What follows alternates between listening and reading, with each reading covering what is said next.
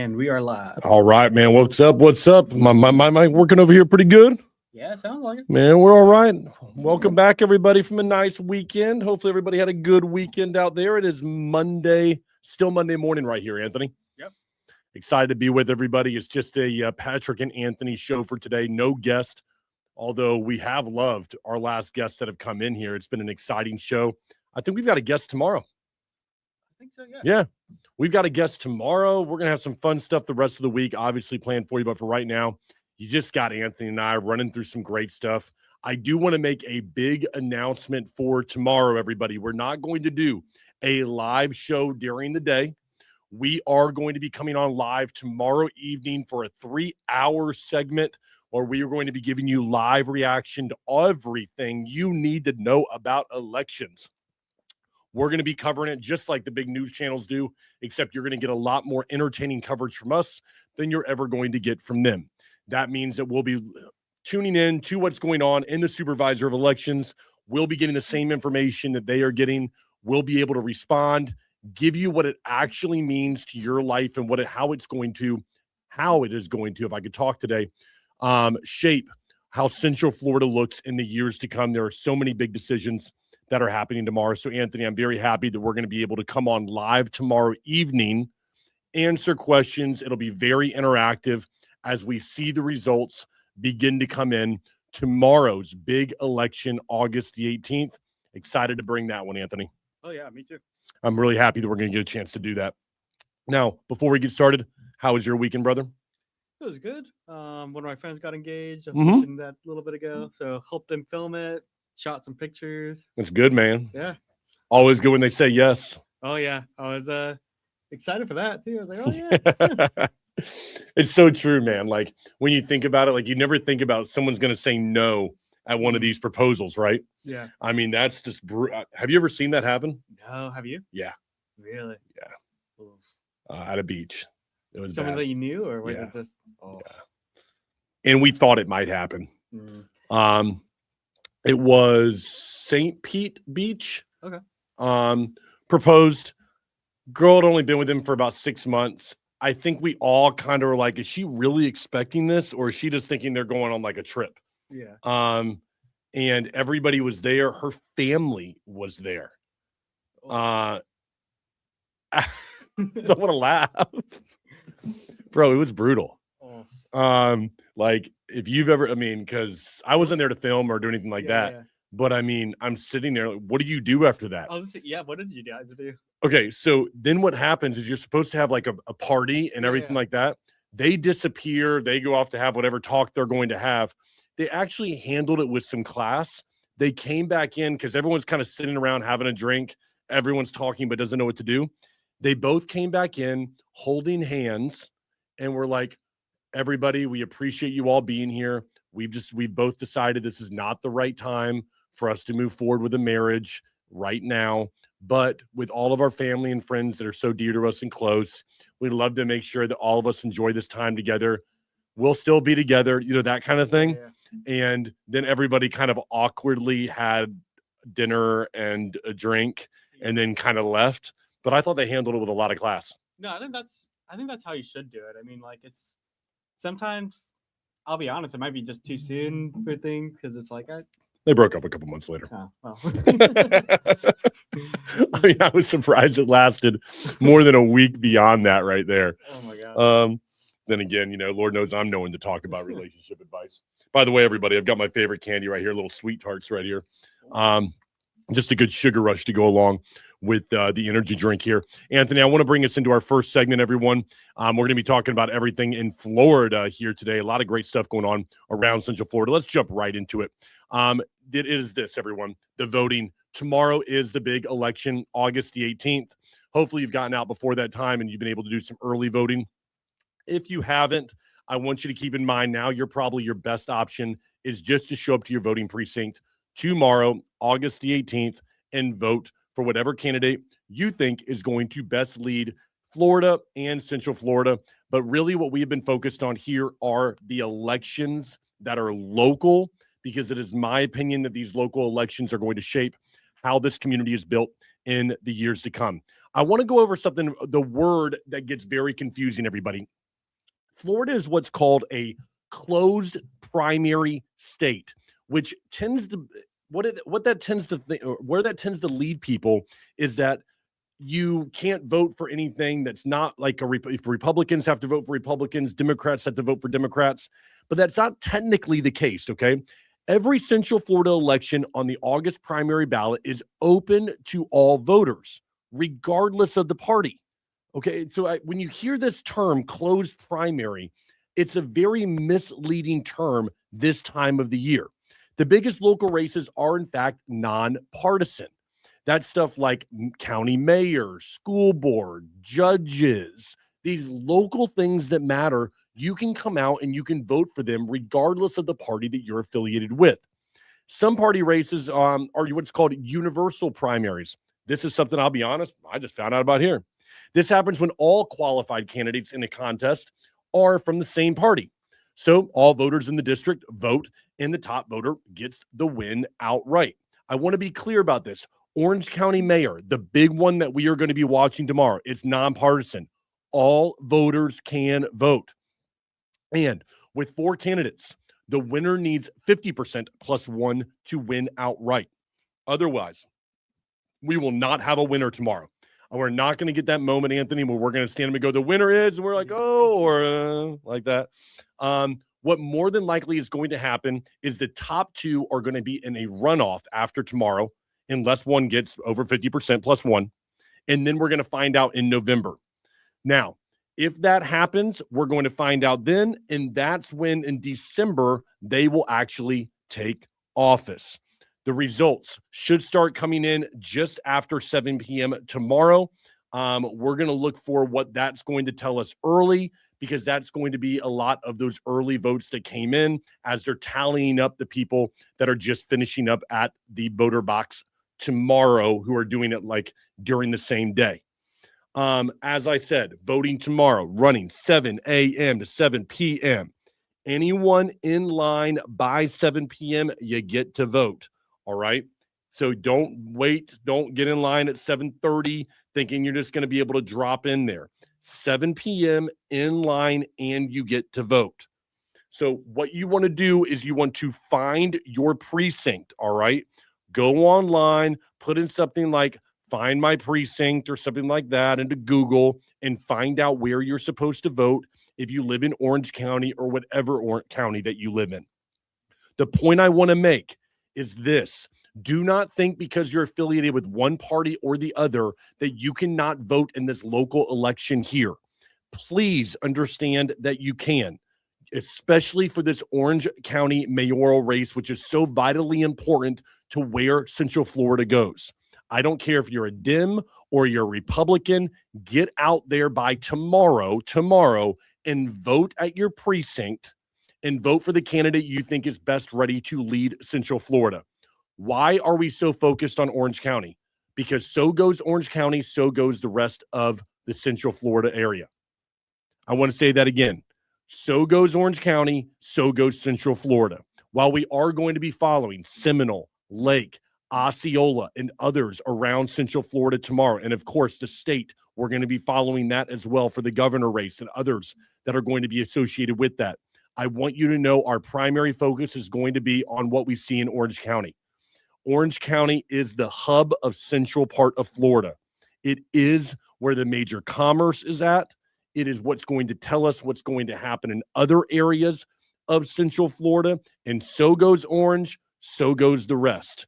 We need a strong Orange County in Central Florida if surrounding counties are going to be able to succeed. This is why we're going to be focusing on that one race, and most particularly, we will be focused on the mayoral race in Orange County. Now, it's anybody's race, Anthony. The last poll that we've been able to find, it's from March. That's right, folks, from March. It's been almost 6 months since we've been able to find any kind of reliable data. In that poll, you had Murphy at 12.5%, and then everybody else falling off from there, but nobody reaching anything close to what is going to be necessary for them to be an outright winner tomorrow. I do not expect there to be an outright winner. I expect that we're going to see 2 that are going to run to a runoff. And it is my hope that one of those 2 is either going to be our friend Chris Messina, all right, or Myra Uribe, all right. I'm hoping that one of those will at least be in the runoff if they do not win outright. So we have a big day coming around the corner for all Floridians tomorrow. This election matters, and I hope that turnout is going to be strong, although I worry that it will not be because this is an off year. And when you see that, you're going to see low turnout when you don't have the big presidential election pulling people in. However, though, this can be a very positive thing, Central Florida, because when you don't have somebody at the top of the ticket that is bringing in the party, like a Donald Trump bringing in a lot of Republicans, you're more likely to get a good vote from the local level on who people believe is best fit to lead their county, lead the area that they're in. A lot of times when you get these big elections like we're going to have in a couple of years, people vote along party lines, and really it's the top of the ticket that is driving everything down, that trickle-down effect through the rest of the ticket that happens. I am very excited to see what Orange County does tomorrow. We've already seen, Anthony, big surprises from Orange County just last week with the TDT task force and what their recommendations were. It is my strong opinion that Orange County is beginning to listen, beginning to open up and look and go, you know what? The leadership that we've had, it needs to change. I think they're looking at who can actually lead this county into becoming the prosperous area that it should be. And I'm hopeful that surrounding counties will begin to do the same. I don't believe we need any more of the days, and I think every reasonable person can agree, where the letter behind someone's name dictates the vote in which they receive. Why don't we look at the ideas that somebody has and then be able to go from there? But we will have everything coming to you tomorrow, beginning at 6:30, everybody. 6:30 to 9:30. Get you everything that you need. Let you know what's going on right here. You can come right to us here at the Patrick Carr Show. Have you voted yet? Or are you gonna? I will vote tomorrow. Tomorrow. So I wanted to do it like on the day, just because people would be asking me. I felt like, so hey, no problem. I'm going to do it tomorrow, everybody. I will be voting there. And I want to say this. I will make an announcement right now about who I am voting when it comes to governor. I will be voting for Jay Collins for governor. I believe he is the best opportunity for Florida to remain the prosperous state that it is. I want to be very clear about what I believe. First of all, Byron Donalds, I have zero idea who is voting for this man. I don't understand it, Anthony. I haven't talked to one Republican, not one, that has said, man, I'm a Donalds guy through and through. I love Byron Donalds. Said no Republican I've ever talked to ever. Every single person goes, Donalds, yeah, okay. And they may be a Fishback guy, or they may be a Jay Collins guy, or maybe they were a Renner guy. But I haven't talked to one individual, one. And we've had a lot of people sit in this chair that have been like, boy, Byron Donalds is the best fit for Florida. It appears to me that somehow this guy has rode the wave of a Donald Trump endorsement into now being the possible governor of the state of Florida. And there are a couple things that come to my mind about that. One, I think he's a straw man. I think he's weak. I think he will give in to exactly what is going to happen exactly what the national, I don't know, let's put it that way, what Trump and what all them want.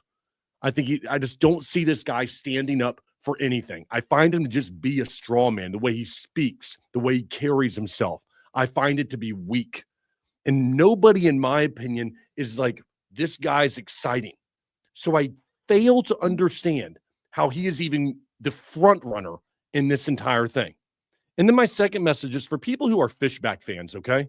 Let me tell you, he didn't do himself a service in the last week of this thing, last 2 weeks. That allegation that he made coming out there disgusted me. Not because I'm not saying it's false. Maybe he knows something that I don't know. But when you make an allegation like that against another man, you better back it up with proof right away. If not, you're a coward. That is what you are. And I was very, very disappointed to see that he made an allegation like that. I cannot like a guy's policy. I can think that a man is weak when it comes to crime. I can think that, you know what, he's not going to stand up to national interest. But I'm not going to sit there on television. I'm not going to hold a press conference and claim that a man is trafficking individuals and then not offer any proof and then double down on it when the DOJ just hours later say, no, that's not true. We don't have an investigation against this guy. You should be held accountable to that. And for me, you lost my respect. Not just my vote. You lost my respect as a person when you make allegations like that towards an individual and you don't back it up with facts. You want to come out and make that allegation, then you better say things that are truthful, or you better have the truth. You better have that whistleblower. You better know what's going on and be able to introduce it into the public. It was some kind of Hail Mary. That was some disgusting effort, in my opinion, to turn the attention back onto him and away from Byron Donalds. That is not how you win an election. The way you win an election is by putting forth your ideas and showing people they are better than your opponents. Now, if your opponent does something disgusting and you want to bring that to the light because you believe that's how people are going to vote, or it could affect how they're going to vote, then by all means do it, but you do it with the proof. And it's not like he was claiming, hey, the guy got a DUI back in college. You were claiming a true felony in the most awful way. And for Fishback just to move on from that, like everybody's just supposed to go, okay, is wrong. And I'm going to tell you, it's wrong also for the state. And I understand that he invested a lot of money into this thing, and that's cool. But with Fishback out of this thing, someone like Jay Collins has a chance to be able to win this. And I'm not saying that he doesn't have a chance now, but he would have had a really good chance with Renner and Fishback out of this thing from the beginning.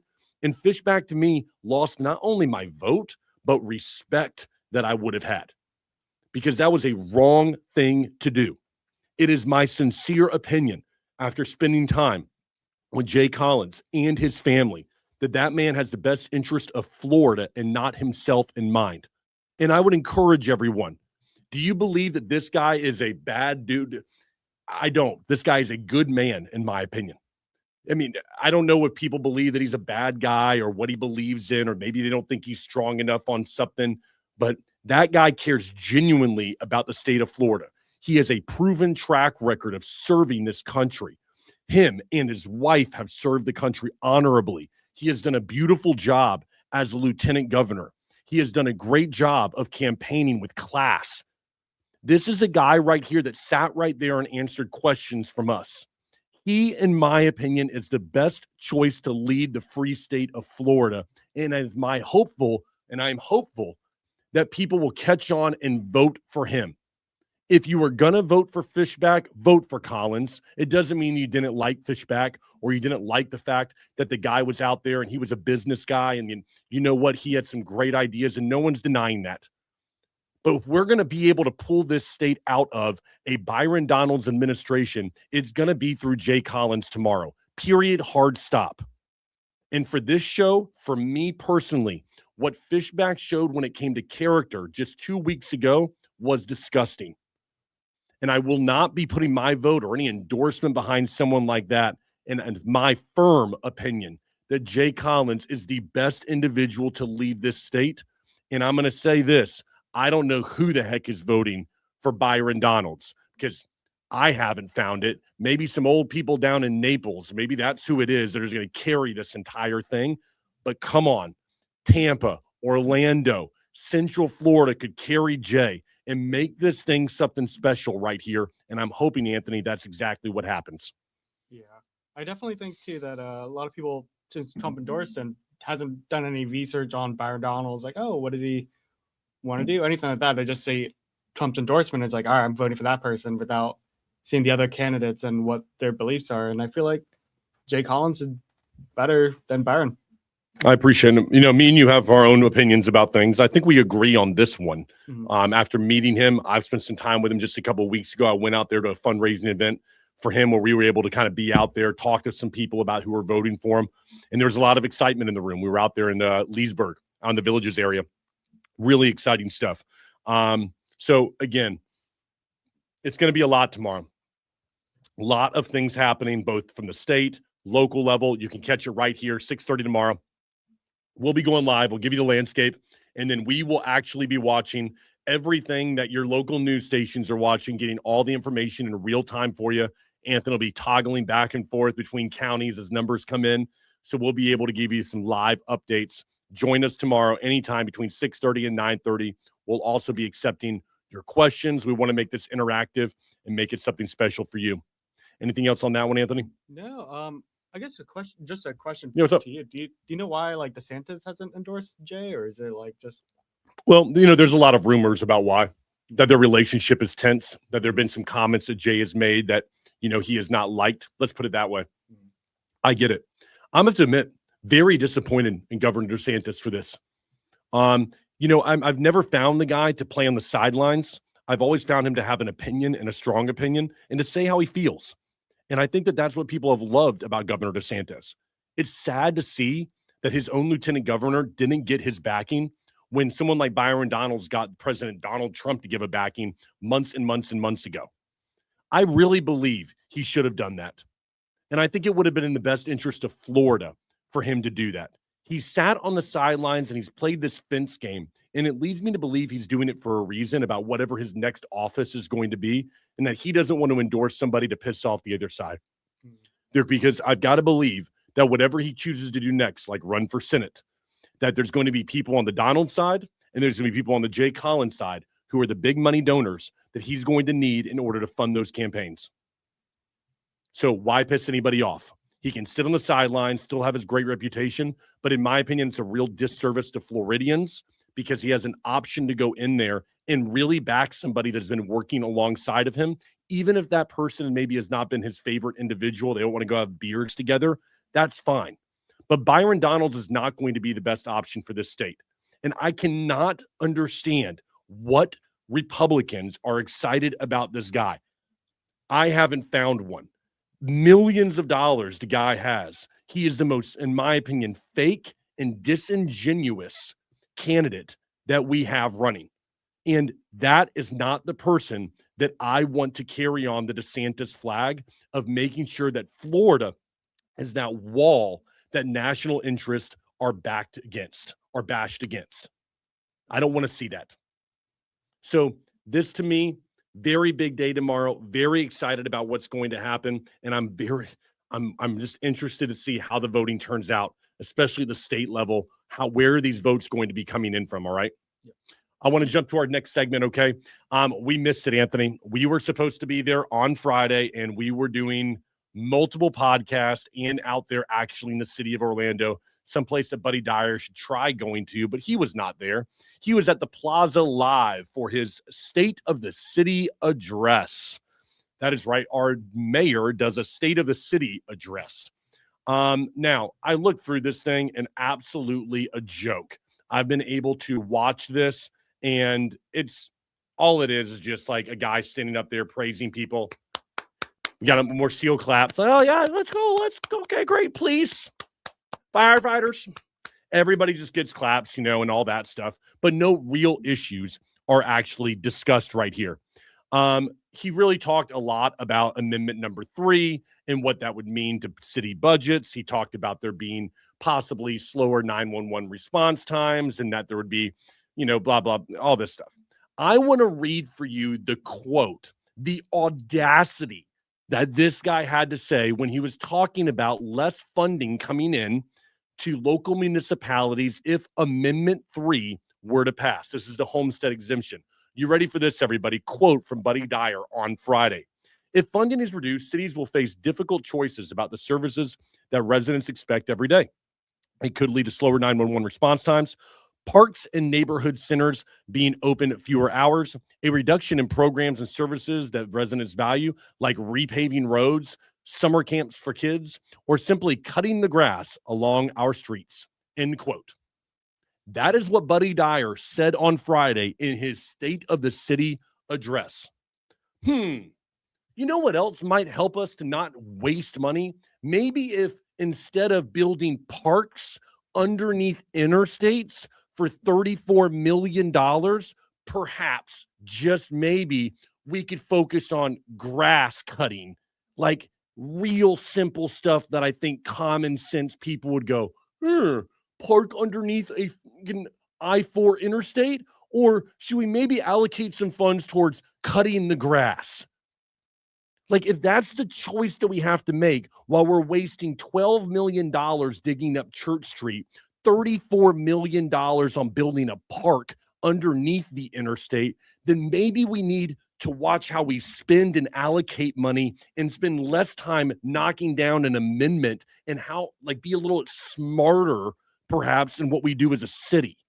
Like, the audacity of a leader to stand up there and go, well, cutting the grass along our streets, that could go if Amendment 3 passes. But here's $34 million to go build a fake park under an interstate. What world do these people live in?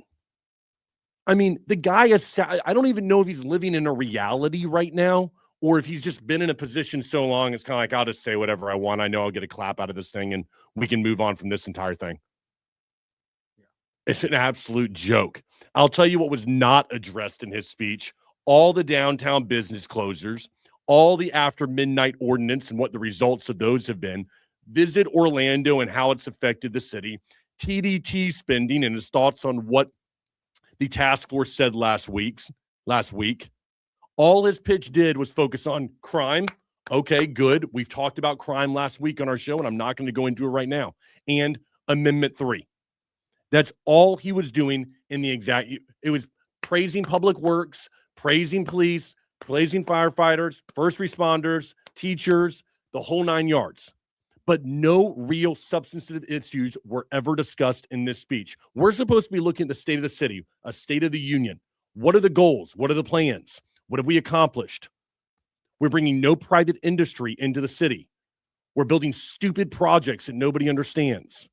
Like, maybe you want to address these things before we go down the route of, oh, well, you know what?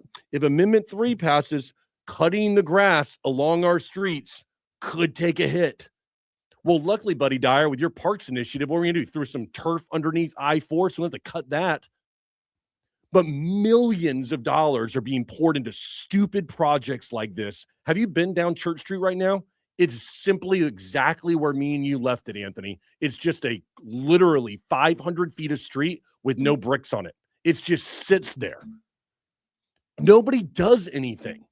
These streets, these projects, they don't move. They move at a snail's pace. And then all we get is more lip service from leaders about what's going to happen down the road while nothing happens for Orange County residents and surely for the city of Orlando. Buddy Dyer, State of the City address. God almighty. Yeah. It just reminds me that scene in Hunger Games is what it reminds me of. It's like, oh, here we go. It's like we're supposed to just look at this guy up on stage and go, oh, man, 20 plus years of service. What a great guy. Look what he's doing for the city. What has he done? Like, I asked this question, Anthony, one day, and someone's like, oh, man, you don't get it. Like, the Kia Center and Camping World, and we got that stadium for, I'm like, whoa. 20 years. I want everyone to think 20 years plus of Buddy Dyer. Do you think things in Orlando have gotten better or worse overall? I mean, is it even close? I mean, if we ran a poll right now, better or worse in Orlando for the last 20 years, rewind 2006 versus 2026. 90+% of people are going to say worse. Why? Because it's obvious that it has. People are fleeing the city in record numbers, leaving Orange County. The city, which is the absolute staple of Orange County, is failing small business owners right now. And Buddy Dyer, in his address, when it comes to Amendment 3, is telling people simply cutting the grass along our streets could take a hit. What are you talking about? You're spending millions on your parks initiative. We have 16 projects down there in this, the DTO, downtown and whatever project initiative. Millions being spent. Oh, but you know what? Cutting the grass along our streets if Amendment 3 passes, that could take a hit. What are we talking about here? Like, it's just mind-numbing to me how someone could be so arrogant and ignorant at the same time. It just really is. Anthony, I want to go on to our next story right here because you know what? I know that you know how much I love Visit Orlando. All right. No, I want to be able to bring this up because, listen, I think this is worth talking about.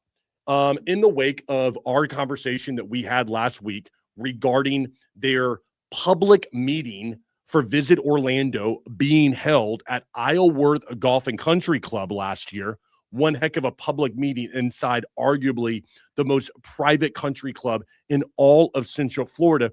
Man, I had to take a look at this and saying, who was leading this organization, Anthony? Like, who is the person at the very top of this private organization that's a nonprofit actually making the decisions?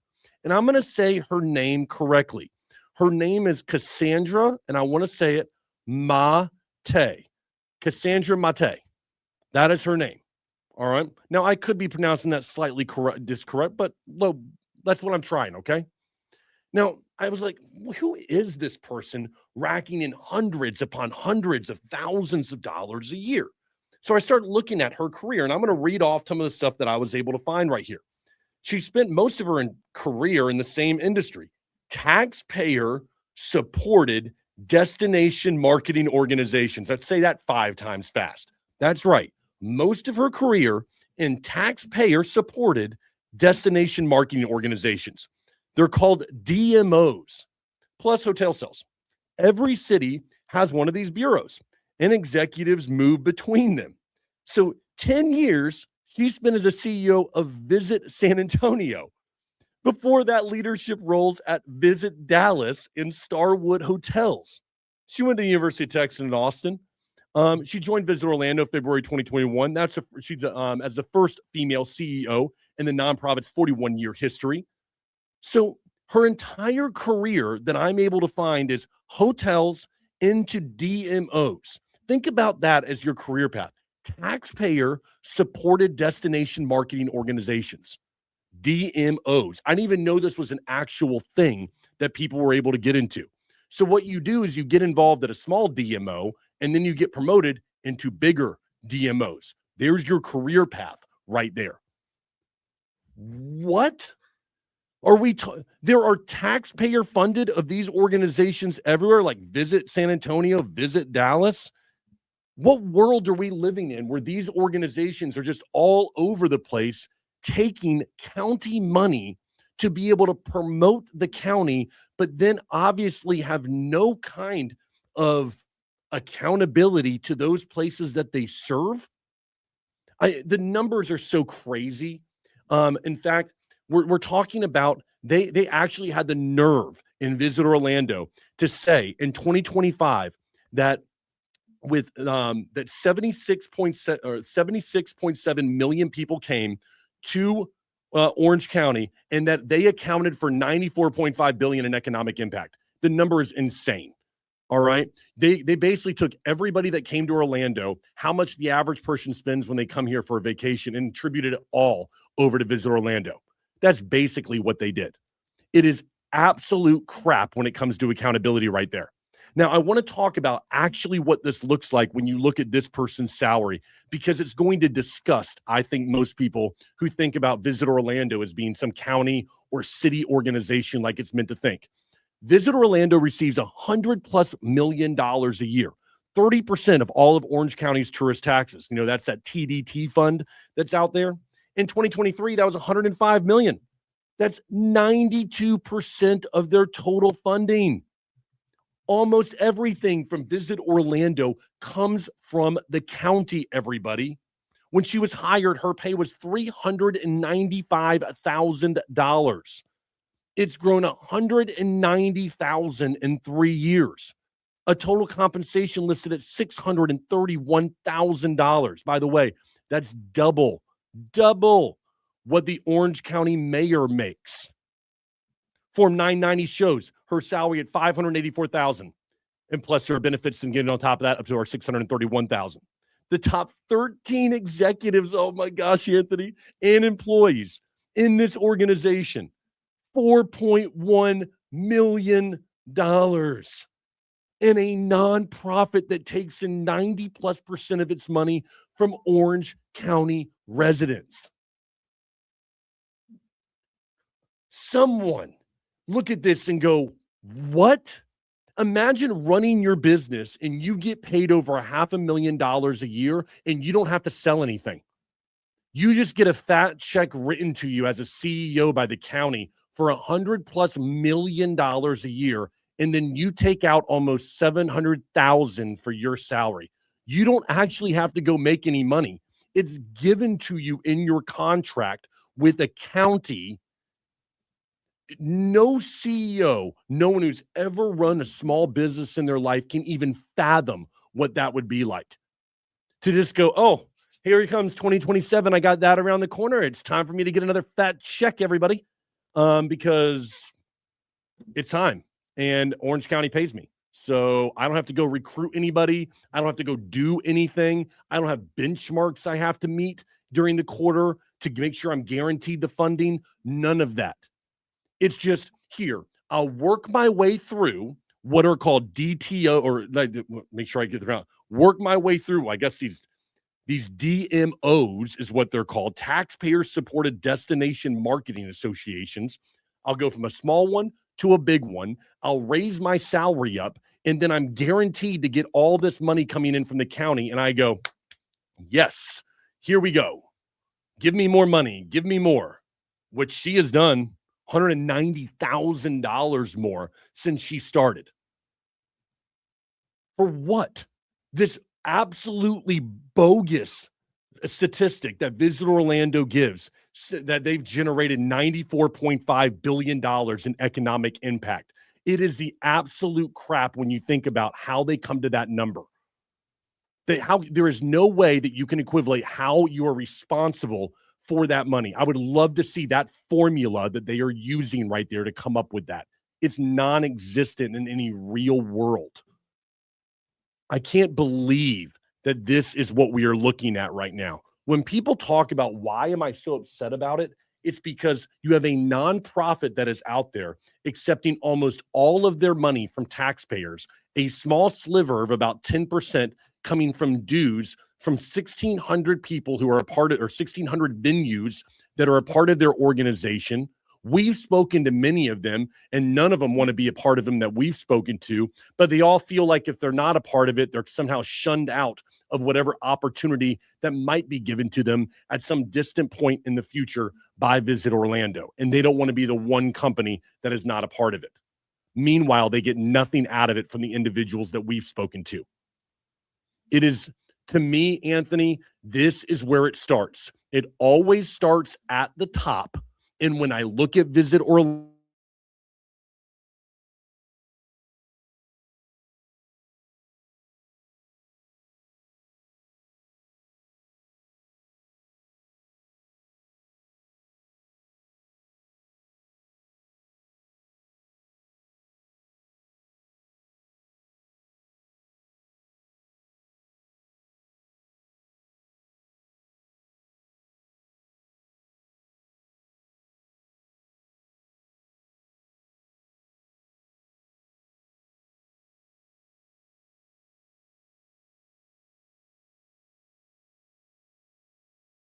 very disagree with me, everybody. You may think this person perfectly is, hey, they deserve this money. Cool. If you believe that, then man, go out there and create your own show. All right. I don't. I think it's wrong. That is my opinion. Now, wrong does not equivalent into illegal. Illegal is not where I'm going with this. What I am saying is that on the surface, this is not right to me. But just because something is not right does not mean that it's illegal. And I think that that's what we need to do is begin to hold people accountable so that we can look at making sure guardrails are put into place for how money is spent and the kind of accountability that an organization like this has with money that is being just funneled into it from taxpayers of Orange County. Anthony, what say you, my sir? I think you said it all right there, man. It gets me fired. And it does, man. It gets me fired up. I'm not going to lie. All right. It definitely gets me fired up. All right. Next thing, I'm going to quick 5 minutes to talk about this next story because I think it's a very interesting one. We've all passed by this campus, all right? It is the big, luxurious Grand Lakes Orlando. It's 409 acre resort. It covers the JW Marriott and Ritz-Carlton. Are you familiar with this one over there towards the Hunters Creek area, Anthony? No, I don't really go down that area. Okay, so it's the big campus right there that has the JW and the Ritz. It has actually sold, all right, for a $1.38 billion price tag. The people buying it, Trinity calls it the largest non-gaming U.S. resort deal on record. All right. Trinity bought it in December of 2018 for $870 million, backed by the Elliott Investment Management Group. That's roughly about $510 million gross gain in under 8 years. The price is about 12 and a half times the property's trailing 12-month earnings of $110 million. So they are definitely taking a big risk with this property. The people who bought this property are, let me make sure. I want to make sure I name the people correctly. Okay. Let's see who the buyer. Okay. Yeah, Ryman. They own the Gaylord Convention Hotels, including Gaylord Palms and Kissimmee. This is their first move into luxury with CEO Mark, I'm not going to pronounce his last name correctly, saying the deal makes Ritz-Carlton the company's first luxury brand platform. So I want to talk about why this is happening. Why would somebody be purchasing a $1.38 billion purchase for Ritz-Carlton and JW? The answer lies in what we've talked about on this show. We do not have more people visiting the Central Florida area from other parts of the country. We are already seeing a slowdown in the number of people. So why then does someone like Disney still seeing good numbers on the revenue sheet? It's because they're maxing out more money per guest. And when you have luxury brands like this, they are the ones that are surviving and thriving, while your typical small Marriott hotel is the one that is having trouble. These luxury brands are in line with the packages that Disney, Universal, and Epic are pushing. They need families that are going to spend high dollars inside of their parks if they're going to keep revenue up. It is my strong opinion they will not be able to do so to keep up the revenue numbers. I don't think they're going to be able to squeeze more out of families in order to keep the revenue up in the parks. And that's why I've said before, you're going to start to see the drop, and it's going to continue well into 2027. And people are going to go, oh man, I thought revenue was going great. No, the drop has already happened, but you see the parks and you see attractions trying to squeeze more out of people. And what this group over at Ryman, what they've realized is, okay, with that, these people who do come here will need a place to stay. And we're going to invest in the luxury side while keeping away from the cost-effective, the person who's watching every dollar that they spend, because they might be going to something like, what are those resorts or whatever, like a Holiday Inn or something like that. Even some of those, what is it, Rollins, I think has, what is it, Rollins? Anyways, someone who's watching every dollar that might be out there. So I say this because I think it's so important to see what is happening on the landscape of Orange County and the surrounding. It's not that they're trying to get more people to visit. What they are saying is we need to get more out of the people that are here, which means they want luxury. They want the people that are willing to fly first class to get here, spend thousands upon thousands for private tours of Disney.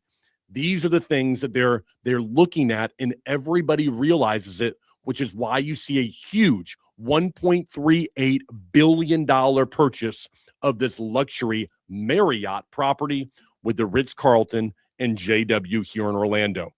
Anthony, unfortunately, that has to end our show for the day, as I have to get over to the other side of things here, to my real business, to actually do the work.